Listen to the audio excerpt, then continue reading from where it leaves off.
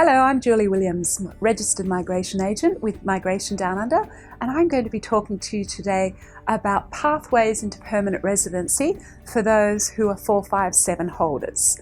Now that's the big key, I guess, in obtaining an employer to sponsor you on a 457. The real incentive is in a couple of years' time, you're eligible to apply for permanent residency. Now, there's so much talk about permanent residency because there's been so many changes announced recently with regards to the 457, different occupations being on different lists, with some occupations now no longer leading into permanent residency. Now, the two pathways that have always existed and currently still do exist for people on a 457 visa is the temporary transition stream and the direct entry. Now, the temporary transition stream is for those who have been working on a 457 in the same occupation with the same employer for a minimum of 2 out of the last 3 years.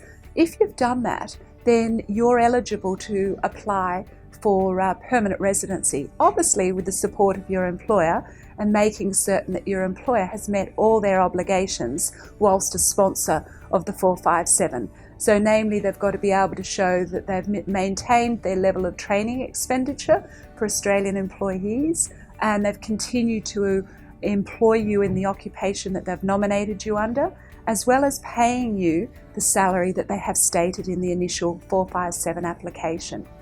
And once you do apply for the temporary transition stream, the processing at the moment is taking anywhere between 6 to 8 months. That's for decision-ready applications. It can be longer if you have left out or a document or have been requested for further evidence or information. The other pathway is direct entry. Now, direct entry is for those that possibly are on a 457 but don't have the 2 years. The direct entry pathway is a very popular pathway at the moment because of the uncertainty of what's going to happen from March 2018 as far as current 457 holders. So a lot of people, through the support of their employer, are looking at direct entry.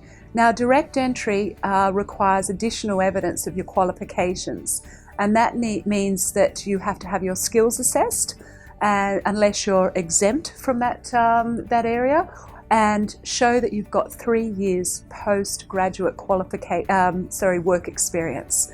So in addition to the skills assessment, you need to have the 3 years experience. You usually need to have some formal qualification to meet the skills assessment. That's usually in the way of a degree qualification or a trade certificate. Very rarely and very few skills authorities allow recognised prior learning. So just be aware, if you do want to go through direct entry, you do have to have some form of formal qualifications in the area of your expertise. Now, direct entry, there's been a few changes as far as age. You must be under 45 for lodgements after July 1, 2017. There's also no longer a skills assessment exemption for those earning a high income threshold of 180,000 or more. There's also no skills assessment exemption, English language exemption for those on the high income threshold either. So, you still, despite earning $180,000 or more, you still need to meet the criteria of a skills assessment and the English language criteria. There are a few exemptions, but very, very small. In regards to what's happening in March next year, it's still very unknown. If you're eligible for permanent residency and you're currently on a 457, you have the support of your employer, I'd be encouraging you to lodge something now because whilst they're talking about grandfather clauses for those current 457 holders post-March 2018, it hasn't been guaranteed or confirmed. So whilst it's been talked about, there's been no confirmation of it. So it's really unknown, and we may not know this until March. And that's the unfortunate uncertainty, because we appreciate that this is your lives and your future that you're talking about. And it's really quite unnerving to not know what's going to happen come March next year, because some of you may be eligible just after that 2 year, you might be eligible for the temporary transition just after the announcement, but not eligible for the direct entry prior. So that's the uncertainty of it all.